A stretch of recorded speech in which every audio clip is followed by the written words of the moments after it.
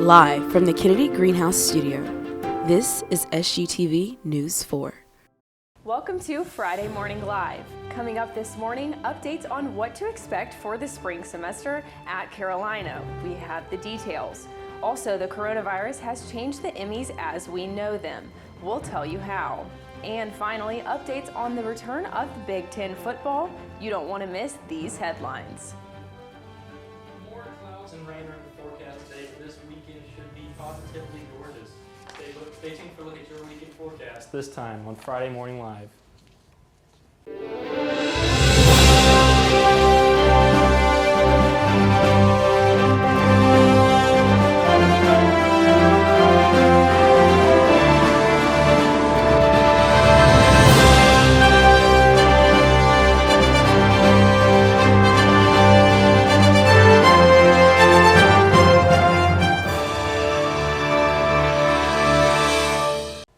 Good morning, Gamecocks. I'm Summer Rogers. And I'm Justin Walsh. Thank you for joining us this morning. Spring semester is going to look a lot like the fall this year, according to Provost William Tate in a town hall meeting earlier this week. The university plans to keep the model of online, in-person, and hybrid classes up and running to start off 2021. This announcement comes as President Caslen shared the total active number of cases are decreasing, with only 193 currently active. The university will be partnering with the Department of Health and Human Services to provide testing at Founders Park and the Martin Luther King Jr. Park in 5 Points. These sites will open Saturday and will work to test as many students as possible in the next 2 weeks. President Caslen has also announced his wish for students to be tested again before going home for Thanksgiving break in order to keep family members safe. 2 Richland County residents were killed early yesterday morning in a fatal collision on I-26 West. Around 12:30 in the morning, the driver lost control of his vehicle amidst the rain near exit 99. According to investigators, the driver of a 2007 Chevy HHR vehicle went off the road and hit a guardrail. A witness came to the aid of the driver, and as both walked across the road, they were hit by a 2007 GMC Yukon.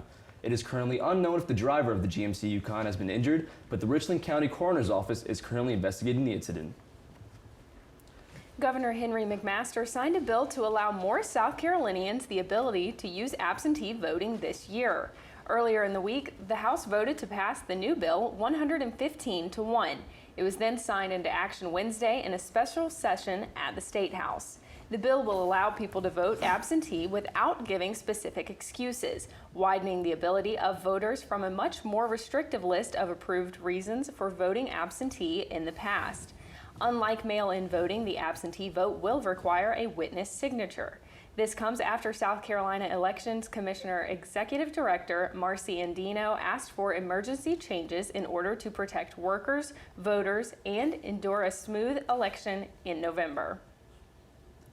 The House of Representatives is currently looking over the Senate's proposal for the state budget and CARES Act funding. The South Carolina General Assembly has been debating over how to disperse the state budget and CARES Act funding, and on Monday the Senate proposed a budget for the 2020-2021 fiscal year. Some of what the budget includes comes as follows: $500 million set aside for the Reserve Fund, $34 million to public charter schools, $6 million to help pay for school nurse salaries, and much more. Senator Vincent Sheheen is prioritizing assistance to teachers and nurses. He states, "One of the most important things is keeping our schools open safely. So the budget we passed yesterday gave teachers their normal pay increases and greater funding for nurses to get into the schools." Coming up after the break, we will be joined by Jack Hakey for all things entertainment. Don't go anywhere.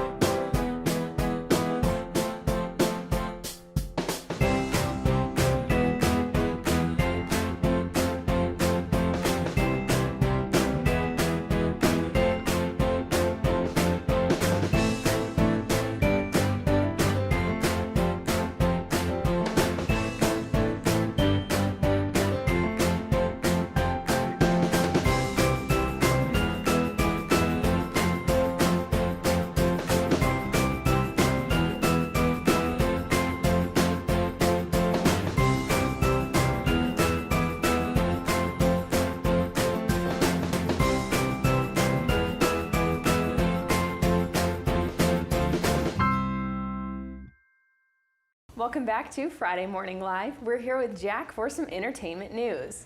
Thanks, Summer. The 72nd Primetime Emmy Awards show will take place this Sunday, but like the BET and VMA Awards, the show will go on with some major changes. Jimmy Kimmel will host the show inside an empty Staples Center, while the nominees will have personal camera crews with them at various remote locations. Producers had planned to have the coveted trophies delivered to the winners' homes in real time before ultimately nixing the idea. Drama series like Ozark and Better Call Saul received several nominations, while Blackish and The Good Place dominated the comedy nominations. Well, music awards are one thing, but having a TV award show where all the nominees are watching from their couch at least feels a little bit more normal. Yeah, this is going to be interesting. I can't wait to see how it plays out. But you know, I really liked the one commercial of Jimmy Kimmel in the bubble. Yeah. Have you seen it? Yeah. I was like, well, that's the most 2020 thing I've ever seen. It sure is. All right.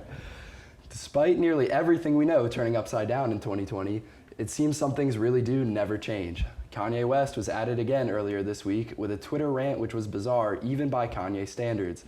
The tweet storm included West sharing a video of him putting a Grammy Award in the toilet, comparing himself to Moses, and culminated with West being banned from Twitter for 12 hours after sharing the phone number of Randall Lane, the chief editor of Forbes magazine. West encouraged fans to spam Lane with calls and text, which violated Twitter's privacy policy. Some fans see this tweet storm as an attempt by West to gain ownership of his music, parts of which are owned by Sony and Universal Music Groups, while others believe that this is little more than attention-seeking and promotion for his upcoming album, Donda.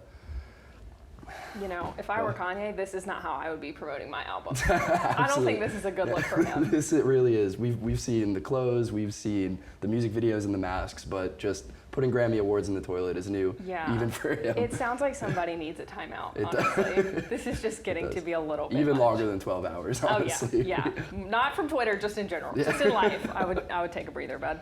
Well, thank you, Jack. After the break, we'll have Kendall Smith back to update us on all things sports. And later, we'll take a look at this week's weather. Stick with us. All flags, including the one at the South Carolina State House, will be flown at half-staff until... The alumni helped inform South Carolina legislators about the many ways that USC benefits Baseball has started off their 2020 campaign 4-0 after sweeping Holy Cross, South Carolina at the Carolina State Fair. It is the national and international... 13 cases of infected people in the U.S., but experts here at USC say there is no reason. Tonight is doing their comedy sketches. That's another branch of SGTV. It's a big deal. It's going to be 60 again, but those showers are showing up. Tuesday will be 68th Super Bowl in 50 years. They took down the San Francisco 49ers 31. First Filipinos in California in October of 1587.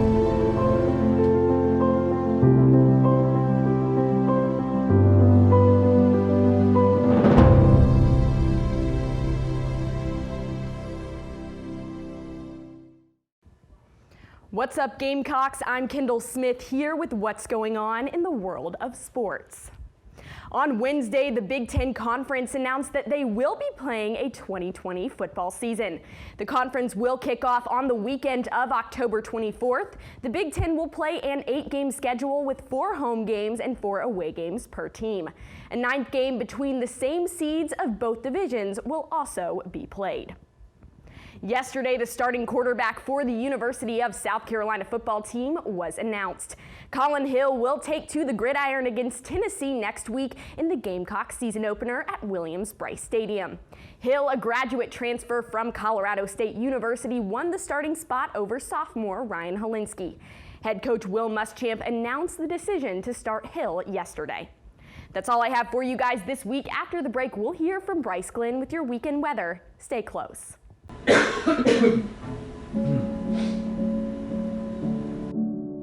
Good morning and welcome to What's Going On. Welcome to Friday Morning Live. I'm Caitlin Ashbaugh, and this is News Wrap, where we highlight this Behind every great news Down organization here to Columbia, is a team. 99, highest in the state. Welcome to Carolina Calendar, coming to you from the Kennedy Greenhouse Studio. A team of producers.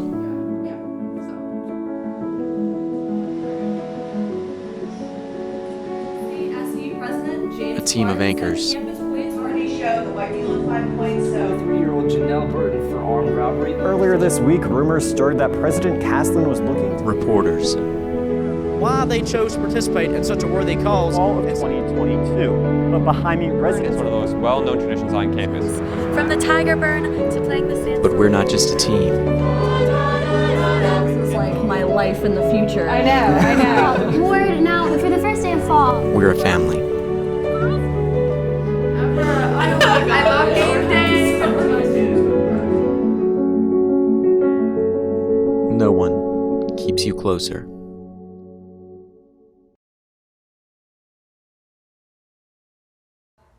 Welcome back to Friday Morning Live. We're here with our meteorologist, Bryce. Bryce, how you doing this morning? Very good indeed. Love it. So, this past week, I've been caught in the rain more times than I can count. Is there any chance looking better for this upcoming week? Please tell me. Yeah, actually, the rain's moving out today. We should expect some cooler temperatures and sunshine moving into the weekend. So, like I'm saying, rain through today, some frontal cooling tonight. That's where we're going to get those low temperatures, 70s both days this weekend. Like I was saying, gorgeous weekend and a cool start to the week, all right?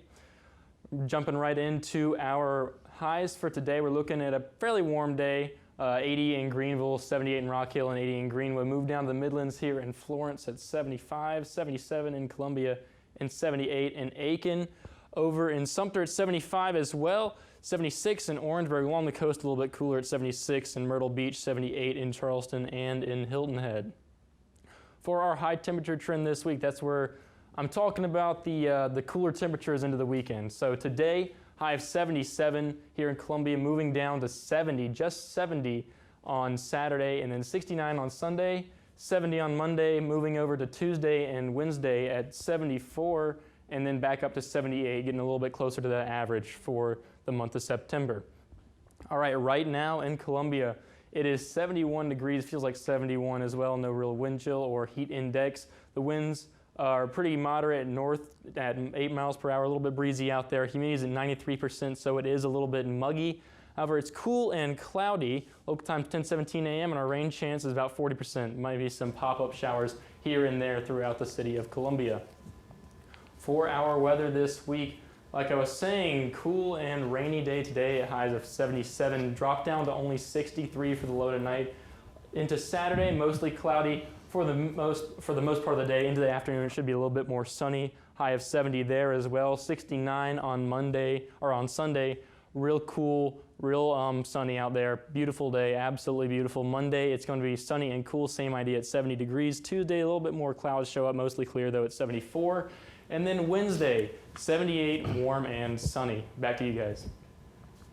Thanks, Bryce. That's all we've got for you this week, Gamecocks. Thanks for tuning in to today's episode of Friday Morning Live. Make sure you follow us on Twitter at SGTV News 4 to keep up to date in all things USC.